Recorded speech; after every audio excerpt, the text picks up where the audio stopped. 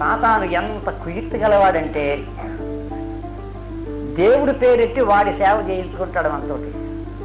దేవుడి పేరు దేవుడిది, సేవలు సైతానికి. వర్షం కురుస్తుందంట, ఒకడు గొడుగేసుకెళ్తున్నాడు గొడుగు పట్టుకొని. ఇంకొకటి ఏం చేయడు, రే నేను కూడా వస్తాను కొంచెం గుడిలో లోనకి రానిస్తావా గొడుగులోకి అన్నాడు.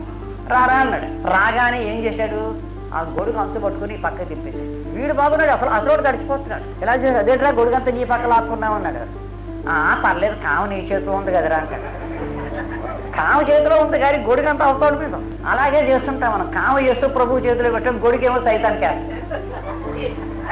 ప్రభు కావు నీ చేతిలో ఉంది కదా, ఉంది కానీ గొడుగెవరు నెత్తి మీద ఉంది, సైతాన్ని నెత్తి మీద ఉంది. నేను ఎక్కలేనంత ఎత్తైన కొండపైకి ఎక్కించు తండ్రి.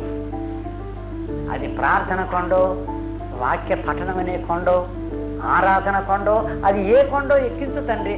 అన్నిటికన్నా నా హృదయాన్ని నీకు సమర్పణ చేసే కొండ ఎక్కించు.